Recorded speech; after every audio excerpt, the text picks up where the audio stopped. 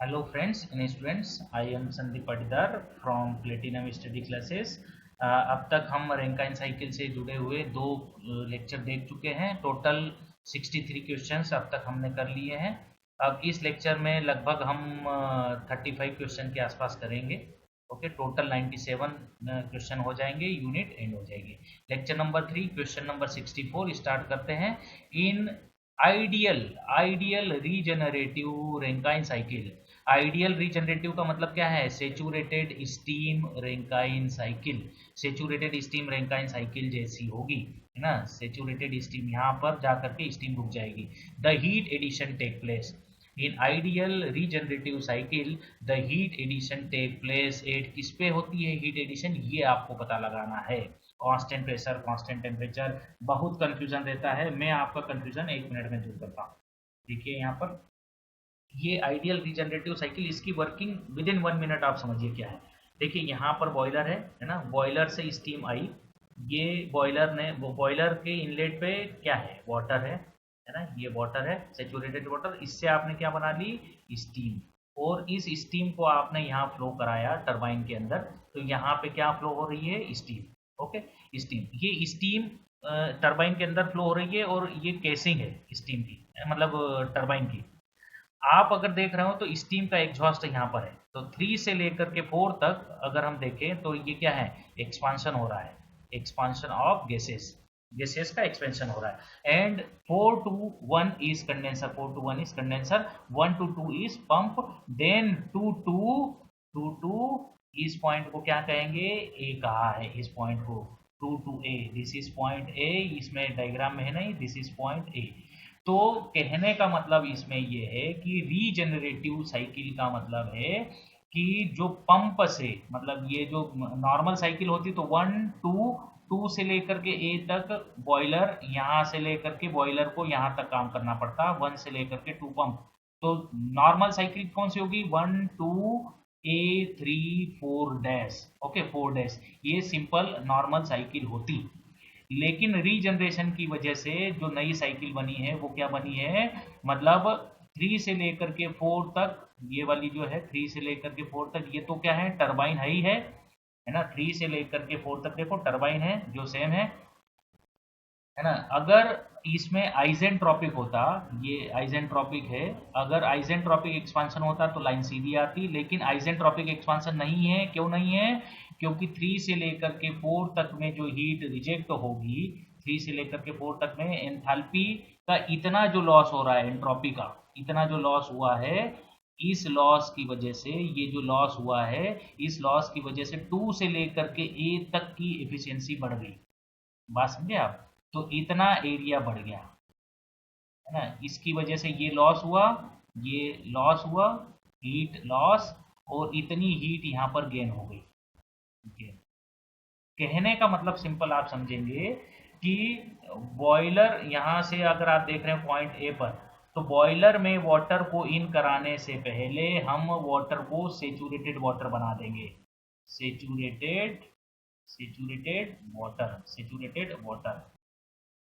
Okay, और ए से लेकर के 3 तक क्या है? Boiler, boiler. क्लियर है? और 2 से लेकर के ए तक क्या है?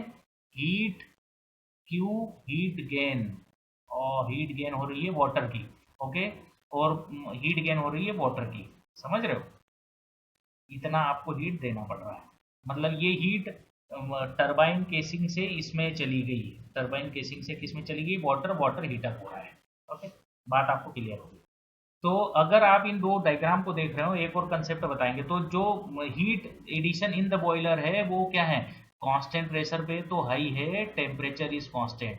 मेरे को बात बताओ, टेम्परेचर कहीं बढ़ रहा है? बॉयलर इस पॉइंट से स्टार्ट है, देखो बॉयलर के इनलेट पे क्या है? ए पॉइंट। तो ए से लेकर के 3 तक बॉयलर में जो हीट सप्लाई हो रही है वो constant temperature and constant pressure पे हो रही है, सिर्फ कांस्टेंट प्रेशर नहीं कहेंगे। ओके, इन दोनों डायग्राम को, अगर आप डायग्राम की इंक्लाइन लाइंस को हटा दें तो आपको ये डायग्राम कुछ इस तरीके से दिखेगा। देखो, अगर इस डायग्राम को यहाँ से ऐसे इंक्लिनेशन को हटा दो आप अगर, है ना, तो आपको ये डायग्राम क्या दिखेगा? कॉर्नो, कॉर्नो साइकिल। समझ में आ रही बात आपको? कॉर्नो साइकिल दिखेगी। तो अगर ये डायग्राम यहाँ पॉइंट 3 से 4 पे नहीं शिफ्ट होता, ये 3 से 4 पे क्यों शिफ्ट हुआ? 3 से 4 डेज कब रहता? जब ये आइसेंट्रोपिक होता, लेकिन ये आइसेंट्रोपिक नहीं है। एंट्रोपी क्या हो गई? रीजनरेशन की वजह से टरबाइन के अंदर एंट्रोपी जितनी ड्रॉप होनी चाहिए थी उससे ज़्यादा ड्रॉप हो गई, है ना, मतलब कांस्टेंट रहनी थी, ये एंथैल्पी कम हो गई। ये भी एक क्वेश्चन बन सकता है। तो पहली बात तो यहाँ से आपको कंक्लूजन मिला कि रीजनरेटिव में हीट सप्लाई जो होती है बॉयलर में वो कांस्टेंट प्रेशर और कांस्टेंट टेम्परेचर पे होती है। और दूसरा, efficiency of regenerative is equals to efficiency of Carnot. तो यहाँ से आपको कंक्लूजन मिल ही गया है। Correct answer, heat addition take place at constant temperature, जैसे कार्नोट साइकिल में भी कांस्टेंट टेम्परेचर पे होता है। तो यहाँ से लेकर के यहाँ तक बॉयलर है और टेम्परेचर भी कांस्टेंट, प्रेशर तो कांस्टेंट है ही है, वो तो रेनकाइन साइकिल में होता ही है। तो कार्नोट साइकिल और आइडियल रीजनरेटिव साइकिल दोनों में हीट सप्लाई एक कांस्टेंट टेम्परेचर पे होती है। नेक्स्ट क्वेश्चन देखिए, करेक्ट आंसर सी हो गया। Question number 65, what is the relation between efficiency of ideal regenerative cycle and Carnot cycle?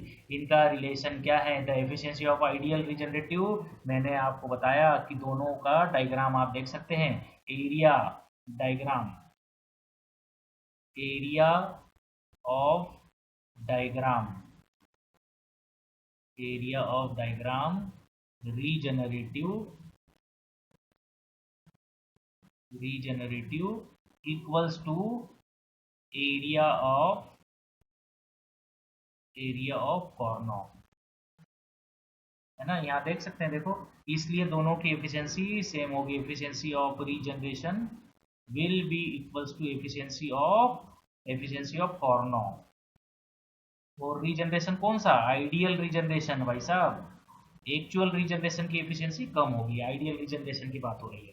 Efficiency same अभी मैंने बताया है। देखो, दोनों के डायग्राम ऑलमोस्ट सेम दिखेंगे। व्हाट इज द रिलेशन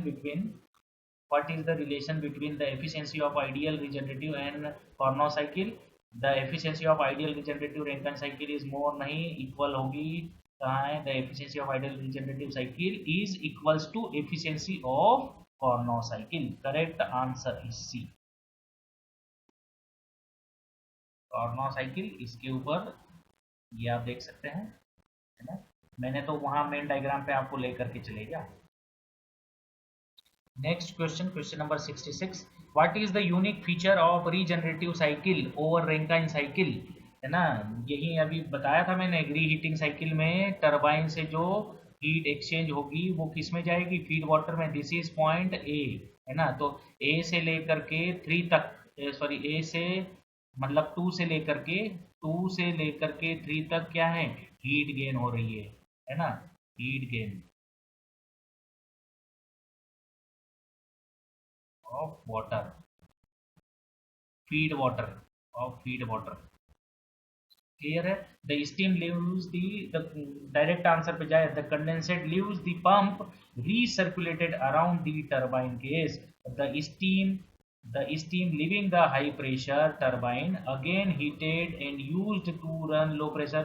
ऐसी कोई बात नहीं है, यहाँ तो स्पेशल क्वालिटी पूछी है। The condensate leaves the pump से जो कंडेंसेट निकल रहा है, ये रहा, is recirculated around the turbine के अराउंड रीसर्कुलेट होता है और then feed into the boiler. Correct answer will be B, correct answer is B. Okay, ये यूनिक फीचर है। क्वेश्चन नंबर 67 देखते हैं। भाई, चैनल को सब्सक्राइब जरूर कर दे स्टूडेंट्स, और बेल आइकन पे प्रेस कर दे ताकि आने वाले सारे वीडियोस आपको मिलते रहें। पूरे यूनिट्स के ऑलमोस्ट 10 या 11 लेक्चर्स में मैं कवर करा दूंगा। नेक्स्ट क्वेश्चन है question number 67। Okay, question number 67, the net work output of an ideal regenerative cycle. Ideal regenerative cycle का नेट वर्क आउटपुट यानी W net is W turbine minus W pump. ये पता लगाना है रेनकाइन cycle के respect में, शायद पूछा है। देखो, more than the net work output of Rankine cycle, तो रेनकाइन साइकिल से आप कंपेयर करेंगे तब आपको पता लगेगा। आइडियल, अगर रेनकाइन साइकिल की बात करेंगे तो रेनकाइन साइकिल में पंप और यहाँ से यहाँ है, उसके बाद बॉयलर, और ये रेनकाइन साइकिल है। एरिया किसका ज़्यादा है आप देख लो, नेट वर्क आउटपुट आपको पता लग जाएगा। टरबाइन में जो वर्क मिलना था वो, ये किसका टरबाइन का वर्क है देखा जाए तो आइडियल रैंकाइन का है, रैंकाइन का है ना। और ये टरबाइन का वर्क किसका है, ये टरबाइन का वर्क है रीजनरेटिव का। एफिशिएंसी तो ज़्यादा होती है, क्यों, क्योंकि हीट सप्लाई कम करना पड़ती है ना। तो रीजनरेटिव और रैंकाइन में अगर हम बात करें तो नेट वर्क आउटपुट होगा रीजनरेटिव का less than net work output of the Rankine cycle. Correct answer is B. मतलब रीजनरेटिव साइकिल की रैंकाइन साइकिल से कंपैरिजन जब आप करते हो तो नेट वर्क आउटपुट रैंकाइन का ज़्यादा होगा और एफिशिएंसी रीजनरेटिव की ज़्यादा होगी। तो मैं लिख देता हूँ W net Rankine is greater than W net regenerative, and efficiency Rankine is less than efficiency regenerative, and regenerative efficiency is equals to Carnot, efficiency of Carnot। दोनों के एरिया के डायग्राम सेम होंगे, ये याद रखना। नेक्स्ट क्वेश्चन देखें। Correct answer यहाँ पर हो गया B. Which among the following has the lowest, which among the, question number 68, which among the following has the lowest efficiency than the other? Lowest efficiency किसकी होगी, when they are operating between same pressure, lowest efficiency की बात हो रही है। और ideal Rankine cycle है, कॉर्नोट cycle है ना, आइडियल रैंकाइन साइकिल है, कॉर्नोट साइकिल है। तो आइडियल रैंकाइन साइकिल ही होगा जिसकी एफिशिएंसी लोवेस्ट होगी, lowest efficiency. Okay, ideal Rankine cycle correct answer is है। पहले भी मैं आपको बता चुका हूँ, लेक्चर नंबर 1 में आप देख सकते हैं, आपको एक्सप्लेनेशन कराया है मैंने। तो रीजनरेटिव की साइकिल है कुछ इस तरीके से, ये रीजनरेटिव साइकिल है ना। आइडियल भाई यहाँ से भी आप एक कंक्लूजन डिफरेंशिएट कर सकते हैं, efficiency of Karna cycle and ideal regenerative cycle is same. इसकी एफिशिएंसी मतलब इसकी एफिशिएंसी और इसकी एफिशिएंसी, दोनों की एफिशिएंसी सेम है। रीजनरेशन की एफिशिएंसी और एफिशिएंसी ऑफ कॉर्नो साइकिल की एफिशिएंसी, दोनों की एफिशिएंसी सेम है। तो इसका मतलब ऑप्शन में आपको लोवेस्ट पूछा है तो ये दोनों तो सेम हो गई, तो किसकी एफिशिएंसी आएगी, ठीक। Correct answer is A. Next question देखें, question number 69। What is the reason behind the fact that ideal regenerative cycle is not practically possible? Practically possible क्यों नहीं है ना। तो डायग्राम में देख लें ना, ये क्वेश्चन आपको देने का पर्पस सिर्फ ये है कि आइडियल रीजनरेटिव के बारे में इंफॉर्मेशन आपको एक ही क्वेश्चन में मिल रही है। देखिए, हीट ट्रांसफर जो होती है वो स्टीम से फीड वाटर में होती है, मतलब पंप के बाद जो वाटर सर्कुलेट हो रहा है बॉयलर तक, ए 2 से लेकर के ए तक में जो हीट एडिशन हो रही है ये स्टीम से हो रही है। रिवर्स क्या पॉसिबल है, अगर हम चाहें कि हीट ट्रांसफर कर दे वाटर से स्टीम में, तो पहली बात तो वाटर को हाई टेम्परेचर पे होना होगा, तब होगा। और ऐसी प्रोसेस थेरेटिकल होती हैं, इनफाइनाइट टाइम लेती हैं, ये बात बिल्कुल सही है। It is mechanically impossible to exchange heat in the turbine, turbine में रिवर्स डायरेक्शन में हीट को एक्सचेंज करना मुश्किल है। The moisture content of the steam in the turbine will be high. भाई सिंपल सी बात है कि जब हीट ट्रांसफर आप स्टीम का करोगे तो यहाँ स्टीम कंडेंस हो जाएगी, कुछ वाटर मॉलिक्यूल बनने लगेंगे, कंडेंस होने लगेगी। All the above, correct answer is D. Okay, next question देखें, question number 70। The feed water heater in which the extracted steam, feed water heater पहले तो दिखा दूँ आपको। देखिए, 2 टाइप के फीड वाटर हीटर हो सकते हैं। देखो यहाँ पर, यहाँ से ये स्टीम टरबाइन है, फीड वाटर हीटर मतलब ये एक्चुअल रीजनरेटिव साइकिल है, वो आइडियल थी, ये एक्चुअल है। एक्चुअल में डिफरेंस यहाँ 1 से लेकर के 2, 1 2 3, इस पॉइंट को 3 बोला, यहाँ पे पॉइंट को बोल दिया 4, this is point 5 and this is 6 and 7। Okay, यहाँ पे भी पॉइंट 4 7 है और इसको कह दिया 8, ये 8 है तो इसको भी हम 8 ही पॉइंट कहेंगे क्योंकि दोनों सेम एंथैल्पी के साथ एग्जिट होंगे। तो आपको बोला है कि the feed water heater in which the extracted steam कौन सी है, ये रही एक्सट्रैक्टेड स्टीम ना, एक्सट्रैक्टेड स्टीम ये रही extracted steam. Extracted steam and feed water have thermal contact for exchanging heat. Thermal contact होगा, यहाँ पे ब्लेड स्टीम है और यहाँ से कंडेंस वाटर आ रहा है कंडेंसर से। आप देखिए क्या है, extracted steam is not allowed to mix with feed water. ये फीड वाटर के साथ मिक्स नहीं होगा, हीट का एक्सचेंज होगा और ये स्टीम अपनी हीट वाटर को दे देगी और फाइनली ये दोनों यहाँ आकर के मिल जाएंगे पॉइंट 8। हमने डायरेक्ट मिक्सिंग नहीं करी। इस टाइप के फीड वाटर हीटर को क्या बोलते हैं, closed feed water heater. Open नहीं, closed type feed water heater. Correct answer is C, ये पूछ रहा है। ठीक है, ये क्लोज्ड, अगर ओपन होता तो ये दोनों डायरेक्ट मिक्स हो जाते हैं, अगले क्वेश्चन में दिख जाएगा। Correct answer is C, direct mixing नहीं है। एक्सट्रैक्टेड स्टीम, इसको ब्लेड स्टीम भी बोलते हैं। Bled steam and condensate both will not mix directly in the feed water heater, नहीं होंगे। क्वेश्चन नंबर 71, यहाँ आपको ये दूसरा डिफरेंस देख रहा है, ओपन फीड वाटर हीटर। ये देखो open feed water heater, extracted steam, extracted steam, ये रही एक्सट्रैक्टेड स्टीम, ये रही extracted steam. Extracted steam and condensate and feed water and feed water, ये रहा फीड वाटर, ये है फीड वाटर। दोनों क्या हो रहे हैं, देखो feed water allowed to mix and both leave the heater at the same pressure, same temperature is called as open type। open type भी बोल सकते हैं, मतलब open type हम यहाँ लगाएंगे, राइट, open type भी बोल सकते हैं and contact type feed water भी बोल सकते हैं। भाई कॉन्टेक्ट हो रहा है ना, डायरेक्ट कॉन्टेक्ट, तो ये और ये दोनों। कंडेंसेट इधर बोलते हैं, जो कंडेंसर से निकल रहा है उसको बोलते हैं कंडेंसेट। जो स्टीम टरबाइन से आ रहा है that is extracted steam. Extracted steam या ब्लेड स्टीम बोल सकते हैं, दोनों मिक्स होती हैं कम इस फीड वाटर हीटर में। इसको बोलते हैं ओपन फीड वाटर हीटर और direct contact type feed water heater. तो ये भी सही है, ये भी both A and C. Correct answer is C, contact type feed water heater. Correct answer is C, open भी है और कॉन्टेक्ट भी है, दोनों बोल सकते हैं। 72, question number 72,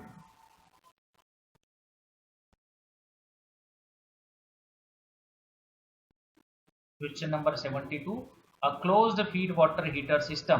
closed feed water heater system के बारे में ये डायग्राम है। Closed feed water heater system, देखो इस closed feed water heater system में हमने यहाँ पर एक मेन पंप लगा दिया है ना, और इसके बाद हमने feed water heater, high pressure feed water heater, low pressure feed water heater, इसको कहा है high pressure feed water heater और इसको कहा है low pressure feed water heater. आप खुद ही देख सकते हैं, यहाँ से प्रेशर इधर ड्रॉप होते जा रहा है, यहाँ से M1 kg आया, M2 kg, ये अलग अलग फीड वाटर हीटर में जा रहा है। तो एक ही पंप हम इसमें यूज करते हैं। यहाँ बीच में भी पंप लगा सकते थे, ये एक्सट्रैक्शन पंप लगा रखा है, ये ये एक्सट्रैक्शन पंप लगा रखा है, लेकिन ये बहुत कम पावर कंज्यूम करता है। ओके, तो यहाँ पे क्या है, has high heat transfer capacity. Closed feed water heater नहीं, हीट ट्रांसफर कैपेसिटी तो ओपन फीड वाटर हीटर की ज्यादा होती है। Requires pump at each heater to handle the large feed water steam, ये गलत है, एक ही पंप लगता है। Require only single pump regardless of the number of heaters. जब आप closed feed water heater use करते हैं तो एक पंप खाली आपने स्टार्टिंग में लगा देगा। नेक्स्ट क्वेश्चन देखते हैं, question number 73, in regenerative cycle feed water is heated by किसकी बात, किससे हीटेड होता है, steam extracted from the turbine. Turbine से जो स्टीम एक्सट्रैक्ट हम करते हैं, न कि एग्जॉस्ट करते हैं। Extract, correct answer is D. देखो ये इसको बोलते हैं एक्सट्रैक्टेड, ये एक्सट्रैक्टेड स्टीम, ये एक्सट्रैक्टेड स्टीम है और ये भी एक्सट्रैक्टेड स्टीम है ना। ये टरबाइन से एग्जॉस्ट स्टीम हो, इसको बोलते हैं हम, एक्सट्रैक्टेड नहीं बोलते, इसको खींचा हुआ स्टीम बोलते हैं। M1 और M2 अमाउंट हमने खींचे हैं। Correct answer is D. ये आप फुल डायग्राम यहाँ पर देख सकते हैं। टरबाइन में धीरे धीरे यहाँ पर 1 kg स्टीम थी, हमने M1 kg को अलग कर लिया तो आगे कितना गया, 1 माइनस M1 यहाँ जा रहा है। हमने इसमें से M2 को फिर एब्स्ट्रैक्ट कर लिया तो यहाँ पे हमारे पास क्या बन रहा है, 1 माइनस M1 माइनस M2, इतनी जा रही है। इस पॉइंट पे क्या आएगा, 1 माइनस M1 माइनस M2, ऊपर से M2 आया, ये दोनों यहाँ मिल गए तो यहाँ कितना हो गया, 1 माइनस M1, फिर ये दोनों यहाँ मिल जाएंगे तो 1 kg। ओके, इस तरीके से आगे कभी जरूरत पड़े तो देख लेना। consider the actual regenerative Rankine cycle. Consider the actual regenerative Rankine cycle with one open feed water heater. One open feed water heater, ये one open feed water heater लगा दिया है. For each kg of steam entering the, देखो ये turbine से pump, देखो यहाँ से पंप, इसको 1 और 2 कहा है इसने, है ना. तो देखेंगे अभी पॉइंट क्या है. यहां से यहाँ पंप, पंप से बॉयलर, बॉयलर से स्टीम टरबाइन, जितने नंबर ऑफ टरबाइन होंगे उससे एक फीड वाटर हीटर होगा. मतलब अगर 3 टरबाइन है तो 2 फीड वाटर हीटर हो सकते हैं. 2 टरबाइन है तो 1 फीड वाटर हीटर होगा. यहाँ 1 kg स्टीम थी, इसमें से m1 kg को आपने एक्सट्रैक्ट कर लिया. मतलब यहाँ कहा है कि if m kg steam is with specific enthalpy H1 is blade from the turbine. ये ब्लेड स्टीम है ना, ये ब्लेड स्टीम है. और यहाँ से कितना मास है, m मास. और एंथैल्पी कौन सी एंथैल्पी, विद एंथैल्पी H1. बोल रहा है कि ये ब्लेड हो रही है इस पॉइंट पर, है ना. तो देखा जाए तो इसको 0.1 बोल दिया और इसको भी हम 0.1 ही बोलेंगे. Okay. And the specific enthalpy of liquid water entering the heater is H2. मतलब स्पेसिफिक एंथैल्पी जो ब्लेड स्टीम की थी H1 और हीटर की हो गई H2. ओके. और यहाँ जो एंथैल्पी है ये किसको कहा है, H2. देखो लिखा है enters the specific enthalpy of liquid water entering the heater with enthalpy H2, then H3 specific enthalpy of saturated liquid leaving the heater is, जो हीटर से निकलेगी that is H3. तो देखा जाए तो यहाँ पर देखिए, ध्यान से देखिएगा. यहाँ अगर H1 है और मास m है, इसका मतलब इस पॉइंट पे 1 kg मास था. m1 हमने m kg इधर ले गए m kg, तो यहाँ पर कितना बचा, 1 माइनस m kg. मतलब ये क्या बचा, 1 माइनस m. तो यहाँ सर्किट में क्या फ्लो हो रहा है, 1 माइनस m kg. तो यहाँ H2 किस एंथैल्पी के साथ है, 1 मतलब किस मास के साथ, 1 माइनस m1. ऊपर से कितना आया, m मास आया. तो ये कितना आ रहा है, m. और ये कितना आ रहा है, 1 माइनस m. दोनों मिलेंगे तो इस पॉइंट पे कितना हो गया, 1 kg. ओके. एनर्जी बैलेंस करेंगे. Energy out equals to energy in. Energy out क्या है, 1 kg mass with enthalpy H3 equals to energy out. ये तो हो रही है. एनर्जी इन क्या है, m kg मास H1 के साथ, m kg H1 plus 1 minus m kg H2. 1 minus m kg steam, या मतलब condensate with enthalpy H2.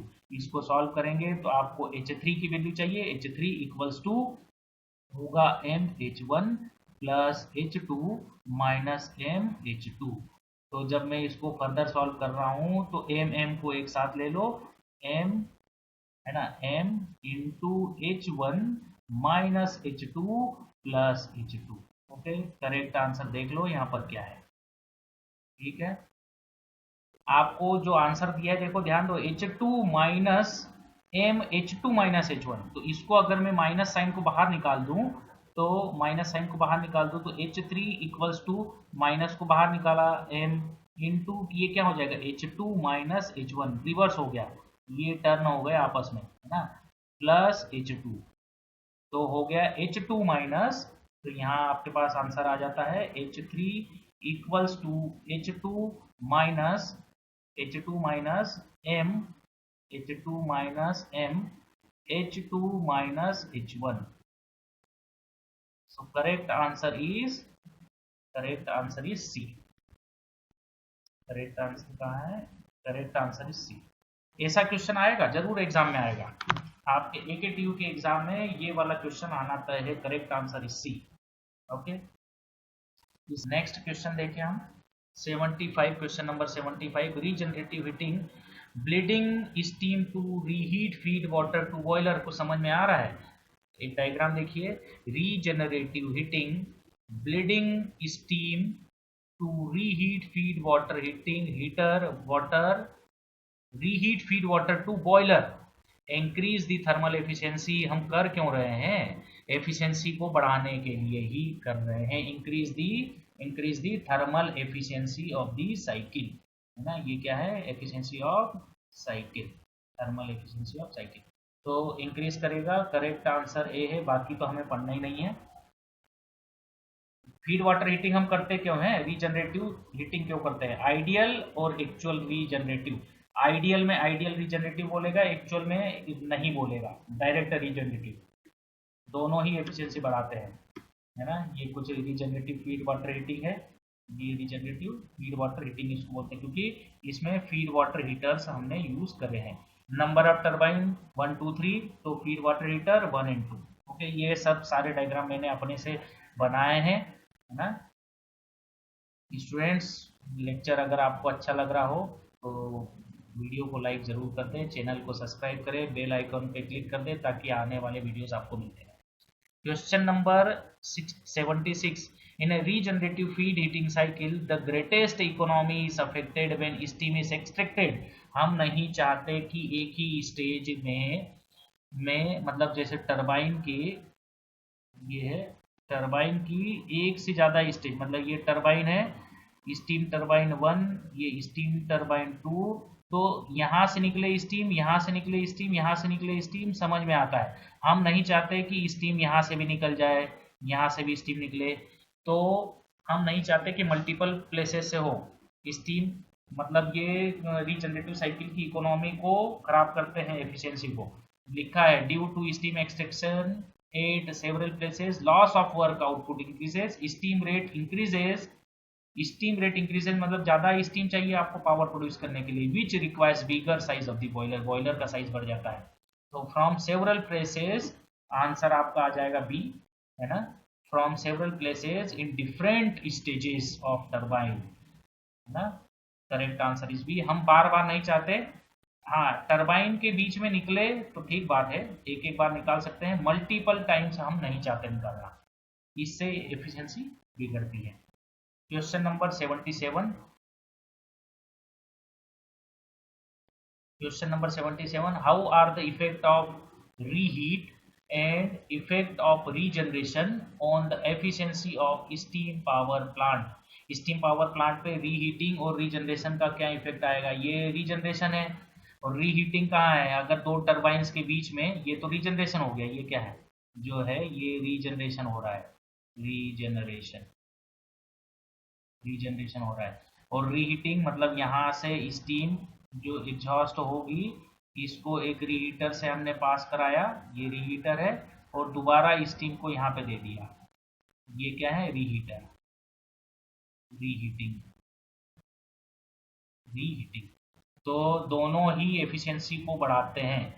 Effect of reheat is greater than the effect of regeneration, नहीं, सबसे great regeneration है, regeneration का effect सबसे ज्यादा होगा, रीहीटिंग का इफेक्ट कम होगा comparatively. Effect of regeneration is greater than the effect of reheating on power plant, ये तो जब न्यूमेरिकल करते हैं तब भी आपको इसके आंसर सही मिल जाते हैं। Both the reheating and regeneration have the same effect, नहीं, correct answer is B, effect of regeneration is greater, regeneration का इफेक्ट ग्रेटर होता है, ज्यादा होता है, correct answer is B. Reheating और रीजनरेशन की जब हम बात करते हैं। नेक्स्ट क्वेश्चन देखें 78, the maximum efficiency of vapour power cycle, for maximum efficiency of vapor power cycle what should be the critical temperature of working fluid। critical temperature diagram के साथ देखें, क्रिटिकल टेम्परेचर ऑफ वाटर जो होता है वो 373, कहीं कहीं बुक में आपको अलग अलग जगह 375 तक है, और critical pressure is 220 bar to 225 bar तक होता है। क्रिटिकल टेम्परेचर जितना ज्यादा होगा, शायद डायग्राम है ये रहा, क्रिटिकल टेम्परेचर है ना, ये वाला टेम्परेचर है ना, ये जैसे जैसे आप ऊपर की तरफ जा रहे हैं ये प्रेशर बढ़ते जा रहा है, ये प्रेशर की लाइन्स है, ये प्रेशर की लाइन्स बना रहा हूँ, ऊपर जा रहे हैं प्रेशर बढ़ रहा है, और ये क्रिटिकल प्रेशर, इस पॉइंट पे प्रेशर और टेम्परेचर जो है वो इतना हो सकता है वाटर का। तो beneficial maximum efficiency vapour power cycle की कब होगी, जब वर्किंग फ्लूइड की क्रिटिकल टेम्परेचर ज्यादा से ज्यादा हो। Correct answer is B, should have critical temperature as high as possible, जाहिर सी बात है, correct answer is B. Next question 79, question number 79, the specific heat of ideal working fluid used in vapour power cycle. Working fluid की property क्या होनी चाहिए? Should be specific heat. Specific heat क्या है? स्पेसिफिक हीट Cp है ना, Cp and Cv, this is in kilo joule per KG kelvin. जरा बात को अगर आप समझेंगे ध्यान से तो क्या आपको लग रहा है? किलो जूल पर केजी, अगर Cp की वैल्यू मतलब Cp ये वैल्यू स्पेसिफिक हीट की वैल्यू कम या ज़्यादा होगी, जैसे 1.005 kilo joule per KG kelvin और दूसरा है 1.1 kilo joule per KG kelvin, इसका मतलब क्या है कि जब Cp की वैल्यू बढ़ेगी तो इसका मतलब क्या है? 1 केजी, इसका मतलब है कि 1.005 kilo joule heat is required to 1 KG substance का 1 केल्विन टेम्परेचर बढ़ाने के लिए। और यहाँ ये क्या दिखा रहा है कि 1.1 किलो जूल हीट चाहिए 1 केजी सब्सटेंस का 1 केल्विन टेम्परेचर बढ़ाने के लिए। तो हम क्या चाहते हैं कि भाई कम से कम हीट में जल्दी से टेम्परेचर बढ़े। तो specific heat of ideal working fluid used in vapour power cycle should be smaller. Correct answer will be C, है ना, ये मैंने दिया है the specific heat should be small, so that मतलब कंपेरेटिवली स्मॉल होनी चाहिए जिससे कम हीट ट्रांसफर हमें करना पड़े, जल्दी से वाटर स्टीम बन जाए। ओके, करेक्ट आंसर आपका सी हो गया। क्वेश्चन नंबर 80 क्या है? What is the importance of freezing point of working fluid. Working fluid का freezing temperature in vapour power cycle below the room temperature. Room temperature अगर 30 degree है तो उसने फ्रीज होना चाहिए मतलब रूम टेम्परेचर यानी कि 27 डिग्री सेंटीग्रेड तो कम होना चाहिए। वर्किंग फ्लूइड का फ्रीजिंग टेम्परेचर वाटर का 0 डिग्री सेंटीग्रेड है, तो सही है। Correct answer is A. Students next question है question number 81, which of the following aspects is not true pertaining to latent heat. Latent heat के बारे में क्या चीज गलत है? नॉट ट्रू, गलत है। इसमें मतलब 4 में से 3 ऑप्शन सही है, एक ऑप्शन गलत है। तो मैं आपको बता दूं लेटेंट हीट क्या है। लेटेंट हीट जब आप कांस्टेंट प्रेशर की लाइंस देखते हैं, एक और डायग्राम है, ये कांस्टेंट प्रेशर की लाइंस है ना, और कांस्टेंट प्रेशर की लाइंस है यहाँ से लेकर के यहाँ, this is H F and this is H G. तो एच एफ से एच जी मतलब हम बोलते हैं H F G equals to H G minus H F, इसको बोलते हैं लेटेंट हीट। और लेटेंट हीट जो होता है वो टेम्परेचर कांस्टेंट पे होता है। तो यहाँ से जब इंक्लाइन लाइंस हैं तो ये सेंसिबल हीट है, सेंसिबल सेंसिबल। और यहाँ जब इंक्लाइन लाइन है ये भी, तो ये अगेन क्या है? Sensible, sensible heat. Sensible heat में या तो टेम्परेचर बढ़ेगा या फिर टेम्परेचर घटेगा ना। सेंसिबल में या तो टेम्परेचर इंक्रीज करेगा या टेम्परेचर डिक्रीज करेगा। लेकिन लेटेंट हीट ऑफ वेपराइजेशन में अच्छा एक और चीज है, सेंसिबल हीट है तो फेज कांस्टेंट रहेगा, phase is constant. And latent heat मतलब लेटेंट हीट में फेज चेंज होगा, फेज चेंज, फेज चेंज। लेकिन टेम्परेचर क्या होगा? Temperature is constant, temperature will constant. Constant temperature पे फेज चेंज होता है, उसको लेटेंट हीट बोलते हैं। और स्टैंडर्ड इवेपोरेशन की अगर बात करते हैं तो 1 kg water requires 2257 kilo joule, 2257 kilo joule per KG. ये होती है H F G latent heat of water. Water की लेटेंट हीट होती है 2257, अप्रोक्सीमेटली इज 2250। तो for water evaporating at atmospheric pressure it's value is about 2250 kilo joule per KG. ये सही बात है ना। और देखो जैसे जैसे हम ऊपर जा रहे हैं ये एंथैल्पी ऑफ वेपराइजेशन मतलब लेटेंट हीट ऑफ वेपरेशन डिक्रीज होती जा रही है। अगर नीचे की लाइन होती तो ये ना, देखो जैसे जैसे हम प्रेशर को बढ़ा रहे हैं, प्रेशर को इंक्रीज कर रहे हैं, H F G latent heat of vaporisation is decreasing और क्रिटिकल पॉइंट पे latent heat of vaporisation will 0। तो no change in temperature during supply of latent heat, बिल्कुल सही बात है। टेम्परेचर का चेंज नहीं होता, temperature constant, phase change, phase change. होता है। तो ये बिल्कुल सही बात है। Increase its value increase with increase in temperature and pressure, गलत बात है। जैसे जैसे हम वैल्यू बढ़ाते जा रहे हैं प्रेशर और टेम्परेचर के साथ, ये रिलेशन है देख लो, प्रेशर बढ़ रहा है तो latent heat of vaporisation will decrease, मतलब चेंज इन बोलेंगे लेटेंट हीट विल डिक्रीज, तो ये गलत आंसर है। हीट्स वैल्यू इंक्रीज ये गलत आंसर है, और यही आपको पूछा था कि which is not true. Okay, ये तो पढ़ना ही नहीं है। A critical pressure and temperature condition the enthalpy of vaporisation will has a minimum value और जीरो, है ना, ये भी हो सकता है मिनिमम और जीरो, तो ये एक्यूरेट है, ऑलमोस्ट जीरो वैल्यू होती है। तो करेक्ट आंसर है बी, जो कि गलत आंसर है, मतलब लेटेंट हीट के बारे में गलत इंफॉर्मेशन है। Okay, correct answer is B. Next question देखें, the thermal efficiency of steam power plant is maximum at boiler pressure. कैसे पता लगेगा भाई थर्मल एफिशिएंसी? ये एक ग्राफ है, इस ग्राफ में हमने देखा कि यहाँ पे प्रेशर क्या है, प्रेशर मैक्सिमम, यहाँ पे जो प्रेशर है जीरो है, जब हम धीरे धीरे बढ़ रहे हैं तो बॉयलर प्रेशर बढ़ रहा है। यहाँ पर आप देख रहे हैं कि प्रेशर के बढ़ने के साथ साथ एफिशिएंसी भी इंक्रीज हो रही है। इस पॉइंट पर जो प्रेशर है 166 बार, इस बार पे जो एफिशिएंसी होगी दैट इज मैक्सिमम। ओके, और उसके बाद अगर हम बॉयलर के प्रेशर को बढ़ा रहे हैं तो फिर से एफिशिएंसी डिक्रीज हो रही है। प्रेशर बढ़ने के साथ साथ अब एफिशिएंसी डिक्रीज हो रही है, बात आपको क्लियर हो।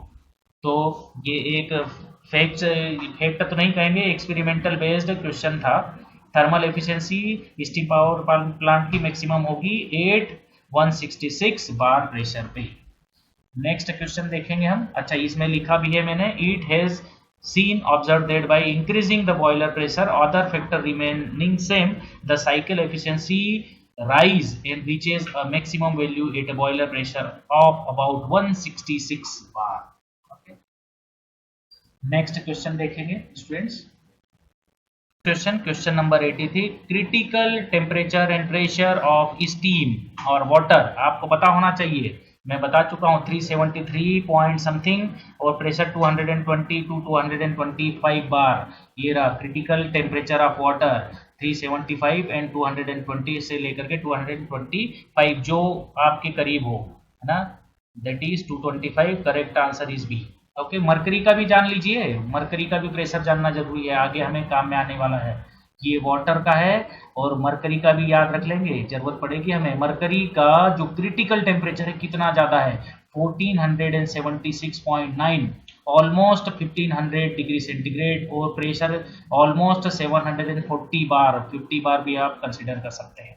बहुत ज्यादा हाई प्रेशर क्रिटिकल टेम्परेचर और प्रेशर है मरकरी का। यहाँ पे 83 का करेक्ट आंसर वाटर के लिए पूछा, तो 375 and 225 bar. Correct answer B हो गया। नेक्स्ट क्वेश्चन देखें, question number 84, which is the drawback of steam as a working substance. Working substance, steam को अगर हम वर्किंग सब्सटेंस ले रहे हैं पावर प्लांट में तो क्या ड्रॉबैक होगा। इन vapour power cycle maximum temperature which can be obtained with best available material. शायद मैंने कुछ इसमें दिया है थ्योरी, हाँ है। देखो, क्रिटिकल टेम्परेचर की बात करें तो वाटर का क्रिटिकल टेम्परेचर बहुत कम होता है, मरकरी का तो बहुत ज्यादा हाई टेम्परेचर है ना। तो मैक्सिमम टेम्परेचर जो अवेलेबिलिटी है मटेरियल्स की, जो अवेलेबिलिटी है, अवेलेबल मटेरियल हमारे पास मार्केट में है जो 375 डिग्री सेंटीग्रेड तो कुछ नहीं है, हम 1200 डिग्री सेंटीग्रेड तक को वियर कर सकते हैं, is more than the critical temperature of water. ये कम रह जा रहा है क्रिटिकल टेम्परेचर, तो इसकी वजह से ये एक ड्रॉबैक है, ये बात सही है। It allow only small amount of heat addition at the highest temperature. Highest temperature पे हीट एडिशन मतलब कर नहीं पाते ज़्यादा। अगर आप ये देख रहे हो तो देखो, हाईएस्ट टेम्परेचर पे ये लाइन छोटी होती चली जाती है, मेरी बात आप समझे, ये जो लाइन्स हैं ये लाइन से छोटी होती चली जाती है ना, सकड़ी होती चली जाएंगी यहाँ से अगर आप देखोगे तो, और प्रेशर बढ़ाओगे तो ये लाइन और ऊंची होती चली जाएंगी। तो प्रेशर और टेम्परेचर बढ़ाने के साथ it allows only small amount of heat addition at highest temperature पे, है ना। It requires reheat and reheater tubes are costly. अगर स्टीम पावर प्लांट है से और परफेक्ट स्टीम पावर प्लांट बना रहे हैं तो रीहीटर लगाते हैं, रीहीटर की वजह से रीहीटर की ट्यूब्स भी बढ़ जाती है। ये क्वेश्चन ड्रॉबैक आपको दिखाने का पर्पस सिर्फ और सिर्फ क्या है, इसका पर्पस सिर्फ और सिर्फ आपको ये बताना है कि क्या क्या ड्रॉबैक है। Correct answer is D. Okay, next question है question number 85। When two vapor cycles are coupled in series and heat rejected by one is absorbed by another, the cycle is called binary vapor power cycle। यहाँ देख ले diagram, बहुत बढ़िया diagram. देखो ये क्या है, ये मरकरी साइकिल है। बाइनरी वेपर पावर साइकिल आपको नहीं पता है तो शॉर्ट में बता देता हूँ। मरकरी मतलब मरकरी की हमने अभी प्रॉपर्टी देखी कि मरकरी का क्रिटिकल टेम्परेचर और प्रेशर बहुत ज़्यादा होता है। तो हम क्या करें कि मेन सर्किट में मरकरी को फ्लो कराते, तो ये मरकरी पंप हो गया, ए से लेकर के बी तक मरकरी पंप। ये पूरा डायग्राम मैंने अपने से बनाया है ना। ए से लेकर के बी तक पंप, पंप को हम बोलेंगे मरकरी पंप। बी से सी मरकरी बॉयलर, मरकरी यानी HG बॉयलर, मरकरी बॉयलर। और दिस इज मरकरी टरबाइन। और ये क्या बोलेंगे, मरकरी कंडेंसर। इसको हम मरकरी कंडेंसर भी बोल सकते हैं, मरकरी कंडेंसर। क्यों? क्योंकि इधर जो दूसरे तरफ है लो प्रेशर साइकिल, ये हाई प्रेशर में काम कर रहा है and this is at low pressure, है ना, लो प्रेशर साइकिल में काम कर रहा है। तो पंप के बाद जो वाटर है यहाँ पे क्या है, दिस इज वाटर, वाटर। और इधर से ये क्या है, मरकरी वेपर, Hg की क्या है, वेपर, Hg वेपर, है ना। तो वाटर में 2 से लेकर के 3 तक में जो हीट एडिशन हो रही है वाटर से, इधर क्या बन जा रही है, दिस इज स्टीम, वाटर से स्टीम बन रही है। तो आप खुद सोच सकते हैं कि वाटर से जो स्टीम बना रहा है वो कहाँ से हीट ले रहा है, मरकरी से हीट रिजेक्ट हो रही है। तो मरकरी का इसको हम कंडेंसर बोलेंगे और स्टीम का स्टीम बॉयलर या जनरेटर बोलेंगे। ये मरकरी साइकिल, ये बाइनरी वेपर पावर साइकिल है। तो कुछ इस तरीके से यहाँ पे कॉमन टर्म है कि मरकरी कंडेंसर और स्टीम बॉयलर और स्टीम जनरेटर। क्लियर है, सुपर हीटर देन दिस। तो इसको बोलते हैं बाइनरी वेपर पावर साइकिल। जो ऊपर वाली साइकिल होती है उसको टॉपिंग साइकिल और नीचे वाली को बॉटम साइकिल बोलते हैं, बॉटम साइकिल। अब नेक्स्ट इसमें करेक्ट आंसर है B, binary vapour power cycle. Question number, ये इसका बड़ा आप देख सकते हैं। तो डी से लेकर के ए तक जो हीट रिजेक्ट हो रही है वही सेम हीट 2 से लेकर के 3 तक में ऐड हो गई। बात को आप समझेंगे, है ना, 2 से लेकर के 3 तक में ऐड हो जाएगी। Clear. In binary vapour cycle, the cycle which is operated in high pressure region is called topping cycle. ऊपर वाली साइकिल को देखो, टॉपिंग साइकिल, ये हाई प्रेशर रीजन में काम करती है, topping cycle. Okay, correct answer भी है। नेक्स्ट क्वेश्चन देखिए, question number 87। Binary vapour cycle are use to increase the performance of the condenser, efficiency of the plant. सही बात तो ये है, output of the turbine, temperature of the working fluid. Correct answer is B, efficiency of the plant. Plant की efficiency बढ़ाने के लिए, है ना, प्लांट की एफिशिएंसी बढ़ाती है बाइनरी वेपर पावर साइकिल। क्यों? क्योंकि यहाँ पर वाटर को हीट करने के लिए हमें अलग से हीट नहीं देना पड़ रहा है। मरकरी कंडेंसर से जो हीट रिजेक्ट हो रही है वही हीट इसमें ऐड हो जा रही है 2 से लेकर के 3 में। मतलब हीट ऐड जो हो रही है 2 से 3 इससे हो रही है, हीट रिजेक्टेड डी से लेकर के ए तक। बात आपको क्लियर है ना।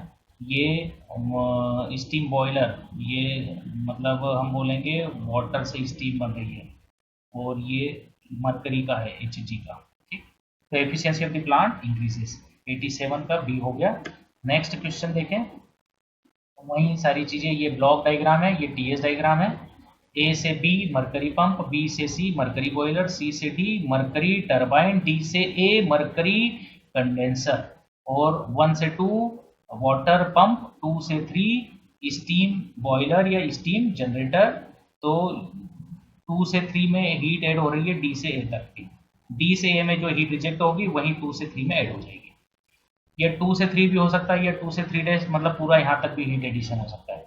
नेक्स्ट क्वेश्चन देखें, question number 88। Mercury is a choice with steam in binary vapour power cycle because it has, ये रहा, इट हैज हाई क्रिटिकल, ये तो वाटर का है, वाटर का है। Critical temperature 1400, almost 1500 degree centigrade critical temperature, और प्रेशर 1740 बार, ऑलमोस्ट 750 बार के आसपास।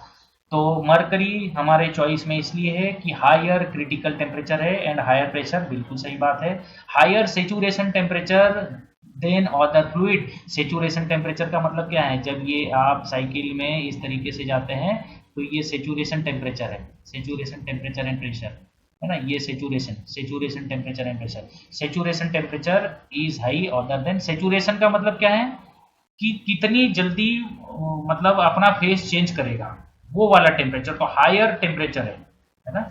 रिलेटिवली लो वेपराइजेशन प्रेशर, लो वेपराइजेशन प्रेशर यानी जल्दी से वेपर बन जाना, ये जल्दी से वेपर भी बन जाता है, और हाई सेचुरेशन टेम्परेचर होता है। ऑल दी अबव, इस क्वेश्चन को देने का पर्पस सिर्फ और सिर्फ एक है कि मरकरी की property, binary vapour power cycle में हम मरकरी क्यों यूज करते हैं, ये आपको पता होना चाहिए। High critical pressure and high critical temperature की वजह से हम इसको यूज करते हैं। सेचुरेशन टेम्परेचर हाई होता है और वेपराइजेशन टेम्परेचर लो होता है, वेपराइजेशन प्रेशर लो होता है, मतलब कम प्रेशर पे वेपर बन जाता है, कम प्रेशर पे वेपर बन जाएगा और ज्यादा टेम्परेचर पे फेस चेंज करेगा।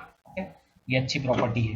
क्वेश्चन नंबर 89, नेक्स्ट क्वेश्चन हम देख लें, question number 89, when to binary vapour cycle with topping cycle and bottom cycle are coupled in series, जब आप सीरीज में, इससे रिलेवेंट एक क्वेश्चन मैंने अपने यूट्यूब पे बना करके डाला हुआ है, सेकंड लॉ ऑफ थर्मोडायनेमिक्स से, वहां से हमें कंक्लूजन मिला है। तो जब हम कपल करते हैं साइकिल को, तो हमारे पास जो एफिशिएंसी की इक्वेशन आती है, दो साइकिल को कपल करते हैं, एक साइकिल की हीट दूसरी में जा रही है, तो overall efficiency of binary vapour power cycle आती है 1 - ईटा 1 ईटा 2 ईटा 3, मतलब ये पहली साइकिल, साइकिल 1, साइकिल 2 और साइकिल 3, यहाँ पर कितनी है, दो साइकिल की बात हो रही है, तो दो ही रहेगी, इसको हमें कंसिडर नहीं करना है। तो इसको सॉल्व कर लें, 1 माइनस, जब सॉल्व करेंगे तो इसको मल्टीप्लाई करें, 1 से 1 minus eta 2 minus eta 1 plus eta 1 eta 2, solve करें इसको, 1 minus 1 plus eta 2 plus eta 1 minus eta 1 eta 2, तो यहाँ से ये कैंसिल आउट हो गया, हमें मिल गया ईटा 1 plus eta 2 minus eta 1 eta 2। याद रखना है ये basic equation, 1 minus efficiency of topping cycle, 1 minus efficiency of topping cycle, bracket 1 minus efficiency of bottoming cycle. Okay, correct answer is C. Correct answer is C. Clear है। Next question, question number 90 देख लें, बिल्कुल इसी से जुड़ा हुआ है। For mercury steam sulphur dioxide, दो साइकिल है, mercury steam sulphur dioxide, the heat rejection, तीन साइकिल है, आई थिंक तीन साइकिल है, सबसे ऊपर मरकरी, फिर सल्फर डाइऑक्साइड, देन वाटर, मतलब स्टीम है ना। Rejected in the mercury cycle is given to the steam cycle and the heat rejected in the, क्या बोल रहा है देखो, the heat rejected in the mercury cycle is given to the steam cycle को दिया, and the heat rejected in the steam cycle is utilized in the sulfur dioxide, है ना, sulphur dioxide तीसरी साइकिल है, सबसे बॉटम वाली sulphur dioxide. तो पहला तो हो गया मरकरी ये पहला है ना, स्टीम ये दूसरा, और सल्फर डाइऑक्साइड ये तीसरा, तीन साइकिल हो गए ना। एफिशिएंसी, तीनों साइकिल की एफिशिएंसी क्या है रिस्पेक्टिवली आपको दी है, ये पहले वाली की दी है, Hg की दी है, ये वाटर की दी है, और ये सल्फर डाइऑक्साइड SO2 की दी है respectively. What is the overall efficiency of the composite system, अभी तो मैंने बताया ईटा 1 माइनस ईटा 2, इसको जब यहाँ पर आप डायरेक्ट वैल्यू रख देंगे, तो वैल्यू रखेंगे तो क्या मिलेगा, 1 minus in bracket 1 minus efficiency eta 1, this is eta 1, this is eta 2 and this is eta 3, तो 0.50 0.5 into 1 minus 0.45 into 1 minus 0.25 0.25, जब आप इसको सॉल्व करोगे तो आपको ओवरऑल एफिशिएंसी मिल जाएगी, दैट इज आंसर आएगा, मैच करिएगा आप। Correct answer is D, D आएगा आंसर। 79.37% ये आएगा, चेक करिएगा आंसर।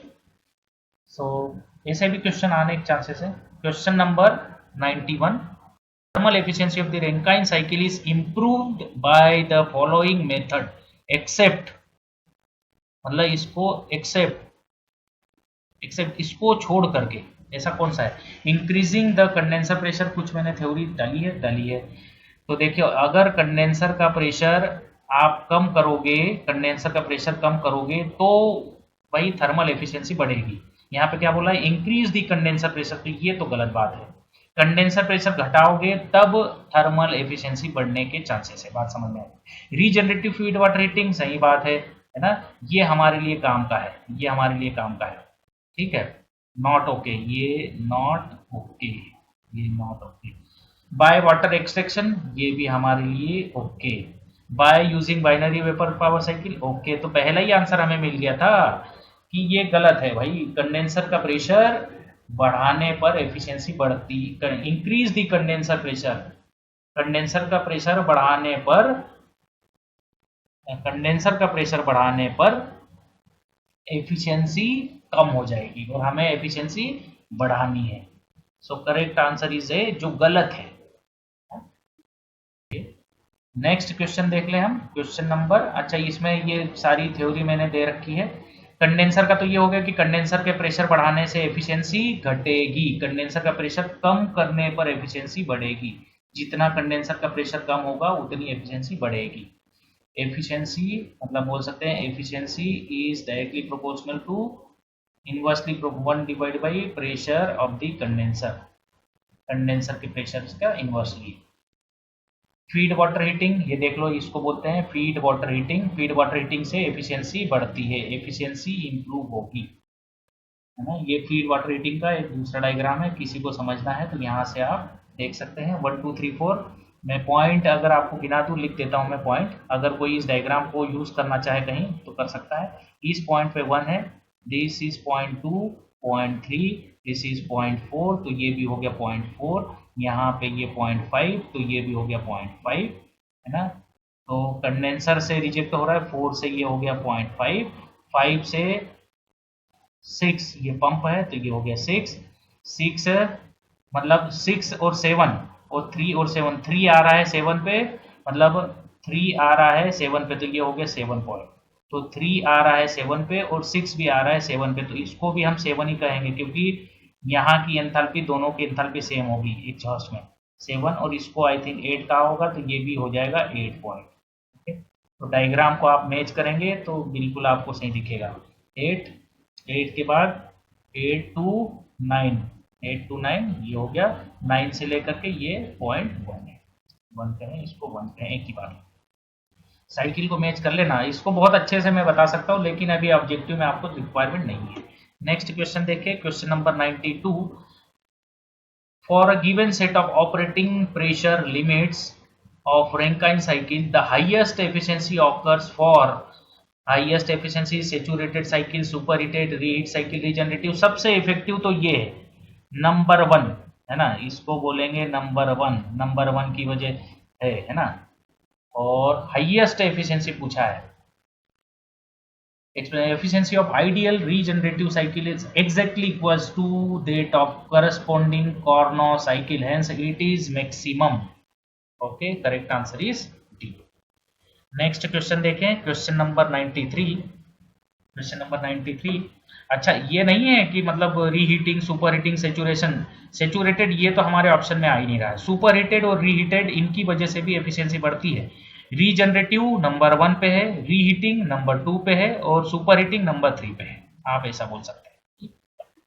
तो यहाँ पे आपको पूछा किसमें सबसे ज्यादा एफिशिएंसी मिलेगी?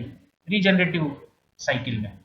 आगे देखें, question number 93, a stem plant has the boiler efficiency 90%, turbine efficiency 93%, है ना, एंड जनरेटर एफिशिएंसी, जनरेटर की एफिशिएंसी, है ना, ये टरबाइन की एफिशिएंसी, ये बॉयलर की एफिशिएंसी, बॉयलर की एफिशिएंसी 1 लाइन, टरबाइन की एफिशिएंसी 2 लाइन, जनरेटर की efficiency box and cycle efficiency, cycle की भी एक एफिशिएंसी है ना, साइकिल की एफिशिएंसी 45।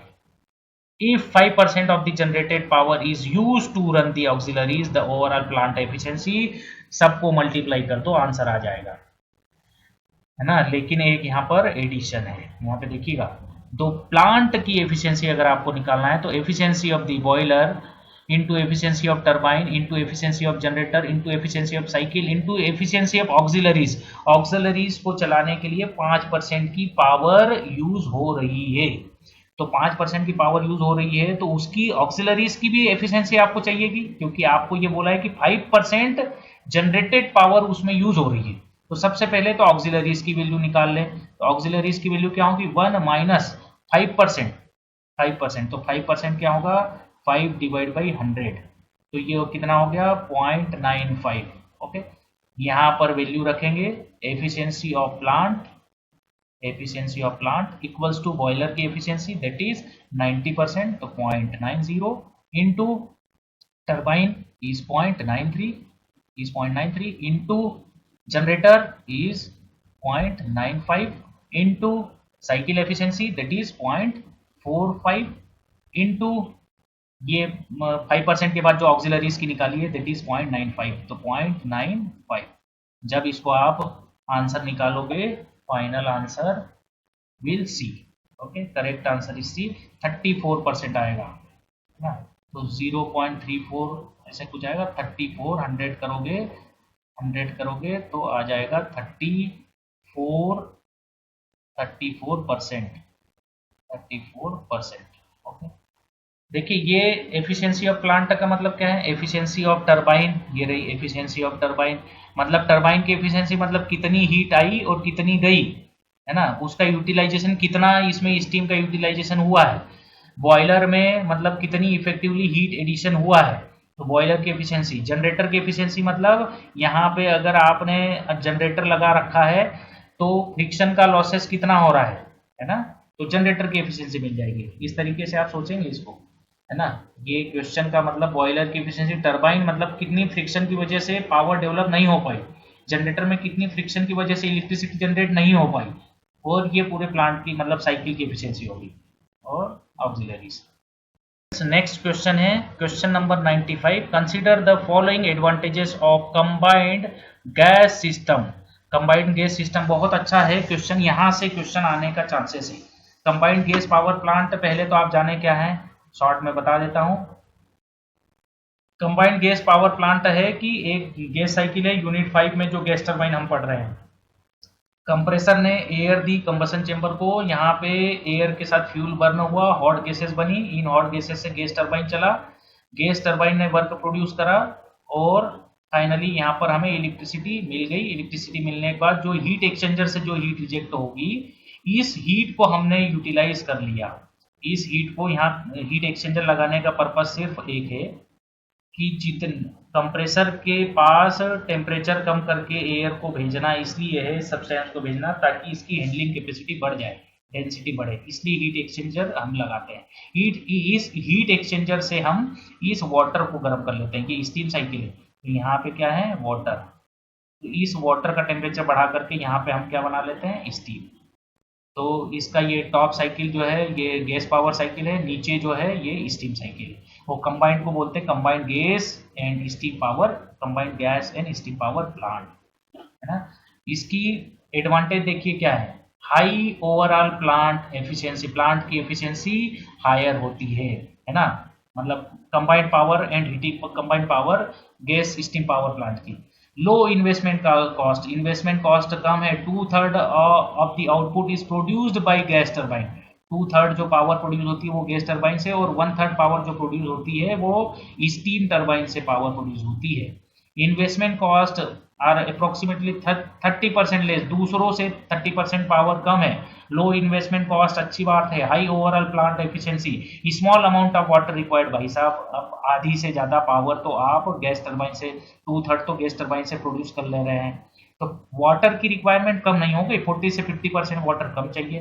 फेज इंस्टॉलेशन, इसको ध्यान दीजिएगा, फेज इंस्टॉलेशन का मतलब क्या है, आप सिस्टम को चेंज कर सके। अगर आप फ्यूल से चला रहे हैं तो आप चाहो तो कोल से चला लो या किसी भी फ्यूल से आप चला सके, ऐसा हम पावर प्लांट की बात कर रहे हैं।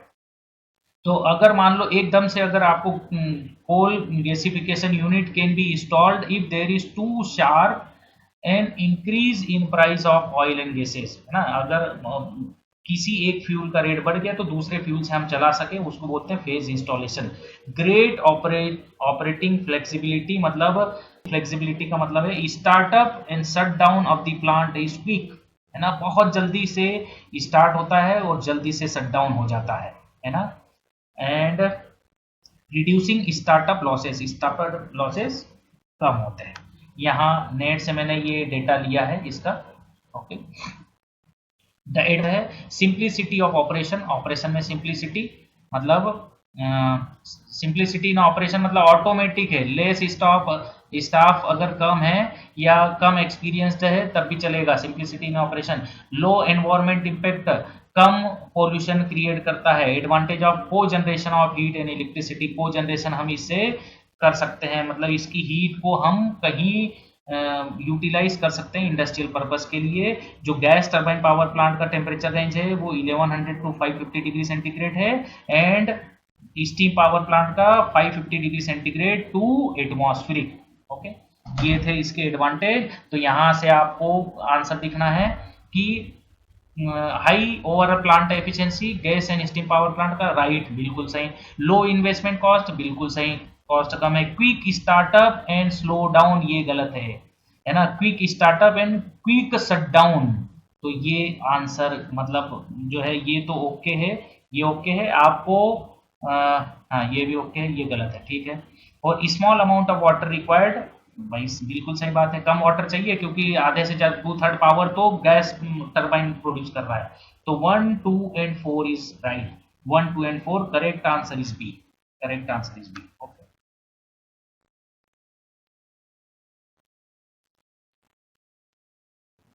Next question, question number 95. Which is the correct relation for cogeneration? Cogeneration of steam power plant. ये देखिए cogeneration क्या होता है, शॉर्ट में बताऊंगा सारी चीजें। Explain, apply first law of thermodynamics to the entire cycle. जितनी हीट दोगे उस हीट से आप क्या क्या कर रहे हैं, कोजनरेशन कहें चाहे combined heat and power cycle कहें। अभी जो हम पढ़ रहे थे वो combined gas and steam power plant था, combined gas and steam power, इसको बोलेंगे combined heat and power cycle, CHP, या कोजनरेशन, एक ही बात है। कोजनरेशन क्या होता है ये देखिए, पहले थोड़ा सा शॉर्ट में बताता हूँ। जो पहली वाली साइकिल है इसमें देखिए सिंपल प्रोसेस हीटिंग प्लांट, मतलब पंप है ना। पंप ने वाटर दिया बॉयलर को, यहाँ पे वाटर है, ये वाटर बन गया यहाँ पर क्या, स्टीम, ये क्या बन गया, स्टीम, और ये स्टीम फ्लो होकर के गई इसमें, और यहां से प्रोसेस इंडस्ट्री में चली गई हीटिंग के लिए। इंडस्ट्री, इन इंडस्ट्री के अंदर ये चली गई जो क्यूपी अमाउंट है। तो इफेक्टिवनेस क्या होगा कि कितनी हीट यहाँ पर गई और आपने इनपुट क्या दिया, इनका रेशियो। तो इफेक्टिवनेस और utilisation is the ratio of QP divided by Q in. कितना आउटपुट आपको मिला उसके एवज में आपने कितना इनपुट दिया, इफेक्टिवनेस होगी। ये सिंपल की है। दूसरा देखें, एन आइडियल कोजनरेशन प्लांट। अब हम क्या कर रहे हैं, खाली यहाँ पर हीटिंग को यूटिलाइज कर रहे थे, पावर जनरेट नहीं हो रही है। अब हमने एक इसमें ऐड कर दिया 1 से 2 पंप, टू बॉयलर में हमने 200 किलोवाट की हीट दे दी, और इसमें से हमने टरबाइन में जो इलेक्ट्रिसिटी जनरेट कर ली दैट इज 70 किलोवाट। और इसके बाद अगर यहाँ से निकलेगी तो कितना है, 200 माइनस 70, 140 की हीट यहाँ पर रिजेक्ट होगी। क्लियर है। तो टोटल हीट इनपुट क्या हुआ, टोटल Q1 क्या होगा, हीट इनपुट, यानी कि ये 200 किलो जूल जो होगा ये किसके इक्वल होगा, that will be equals to W turbine plus heat rejected in the condenser. जोड़ लो, ये भी कितना है 70 प्लस 140 दैट इज 200। क्लियर है। इसमें इफेक्टिवनेस क्या हो जाएगी, इफेक्टिवनेस यही हो जाएगी, effectiveness W net, pump work को नेग्लेक्ट कर रहा है ना, तो W net plus QP divided by heat in, है ना। प्रोसेस हीटिंग में हीट रिजेक्शन को काउंट नहीं करना। अच्छा, यहाँ पर प्रोसेस हीटिंग है, हीट रिजेक्शन नहीं है, ये प्रोसेस हीटिंग है क्यूपी। तो क्यूपी प्रोसेस हीटिंग इफेक्टिवनेस इसमें इस तरीके से हम देख सकते हैं। तीसरा देखें अब, तीसरा को generation plant with adjustable load. Adjustable load के केस में भी रहेगा इक्वेशन सेम। इफेक्टिवनेस होता है W net plus process heating, मतलब इंडस्ट्री में ये हीट जा रही है, प्रोसेस इंडस्ट्रियल पर जैसे कपड़े को सुखाने के लिए या फिर हीटिंग ऑफ बिल्डिंग्स समथिंग, है ना। तो यहाँ पे ये तीन हीट हो गई, ये क्यू इन है, ये डब्ल्यू टर्बाइन हो गया, यहाँ से कंडेंसर से हीट रिजेक्ट हो रही है, हीट रिजेक्ट इन कंडेंसर, और ये क्या है, ये प्रोसेस हीटिंग है। ठीक है, तो 1 2 Q in equals to W turbine Q P plus Q R. ये बताने का सिर्फ पर्पस ये है कि इस पे क्वेश्चन बन रहा है।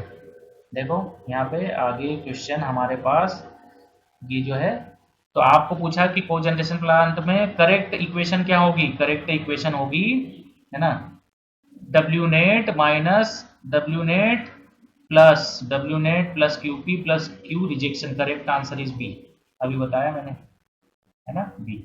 96, क्वेश्चन नंबर 96 देखते हैं। इसको चाहो तो आप स्क्रीनशॉट ले लो। ठीक है, नेक्स्ट देखते हैं इफेक्टिवनेस और यूटिलाइजेशन, जो अभी मैंने बताया। अब को generation of steam power plant यानी कि combined heat and power plant is क्या होगी। को जनरेशन इफेक्टिवनेस मैंने आपको बताया कि हीट रिजेक्शन को काउंट नहीं करना है, कितना नेटवर्क आउटपुट मिला और कितना प्रोसेस हीटिंग में गई डिवाइडेड बाय हीट इन। तो ये होता है कोजनरेशन। इफेक्टिवनेस की इक्वेशन पूछी है, तो करेक्ट आंसर क्या होगा, W net plus Q P, W net plus Q P divide by Q in. Correct answer is C. ये सारे क्वेश्चन मैंने अपने से बनाए हैं थ्योरी देख करके, ठीक है, और आने के चांसेस है। तो ये वही सेम चीज जो अभी मैं आपको बता रहा था, चाहो तो इसको फोटो खींच लो। इसमें कोई वर्क प्रोड्यूस नहीं होता सिंपल प्रोसेस हीटिंग में, और आइडियल कोजनरेशन में वर्क प्रोड्यूस होता है और प्रोसेस हीटिंग होती है। मतलब ये इंडस्ट्री में हीट जा रही है, heating of building, drying of clothes and textile chemical industries, है ना। और यहाँ पे कोजनरेशन प्लांट है विथ एडजस्टेबल लोड, यानी कि लोड टरबाइन पे रिक्वायरमेंट जैसे कम हो गई तो ज़्यादा हीट चलेगी प्रोसेस हीटिंग में। अगर प्रोसेस हीटिंग की रिक्वायरमेंट बढ़ गई तो ज़्यादा स्टीम इधर आ जाएगी, कम स्टीम टरबाइन पे जाएगी, कुछ इस तरीके से। नेक्स्ट क्वेश्चन है, ये लास्ट क्वेश्चन है, question number 97। A simple Rankine cycle produces 70 megawatt of power, 50 megawatt of process heat, है ना, and rejects 80 megawatt of heat to the surrounding. What is the utilization factor of this cogeneration plant? अभी तो मैंने बताया था utilisation का formula ये रहा, है ना। अब यूटिलाइजेशन ये क्यू इन है, तो पहले तो हम क्यू इन की वैल्यू निकाल लें कि टोटल हीट कितनी हुई। Total heat is W net को क्या होगा, डब्ल्यू टर्बाइन, यहाँ पे क्या दिया है, Rankine cycle produces 70 kilowatt of power, तो डायरेक्ट हम तो 70 लिख दें यहाँ पे, 70 प्लस क्यूपी प्रोसेस हीटिंग कितना है, process heating is 50 megawatt plus heat rejected, condenser में कितनी हीट रिजेक्ट हो रही है, दैट इज 80। आप समझे, यहाँ पे जो है W turbine that is 70 megawatt, 70 megawatt, और कंडेंसर का दिया है heat rejection in the condenser, heat rejection in the condenser is 80 megawatt, okay. और प्रोसेस हीटिंग क्यूपी, ये क्यूपी प्रोसेस हीटिंग है, कितना है, 50 है। इन तीनों को जोड़ दोगे भाई साहब तो आपको क्या मिलेगा, 150 200, ये 200 मेगावाट क्यू इन तीनों को जोड़ोगे तो क्यू इन की वैल्यू आ गई 200। आपको निकालना क्या है, इफेक्टिवनेस, आपको निकालना है यूटिलाइजेशन फैक्टर। नेक्स्ट देखें, इफेक्टिवनेस और यूटिलाइजेशन फैक्टर को अगर हम देखें, ये आपको निकालना है डब्ल्यू नेट की value, W net is 70 plus Q P is 50 divided by 200, है ना। हीट रिजेक्शन ऊपर काउंट नहीं होगा, तो ये कितना हो गया, 120 डिवाइडेड बाई 200, है ना। तो ये हो गया 6 डिवाइड बाई 10, 3 बाई 5 है ना। सो आंसर हो गया 3/5 इक्वल्स टू 0.6 इंटू 100 करोगे तो 60%। 60% correct answer is C. Okay students, हमने जितने क्वेश्चन करने थे वो हम कर चुके हैं रैंकाइन साइकिल को लेकर के। Okay students, thanks for watching platinum study classes.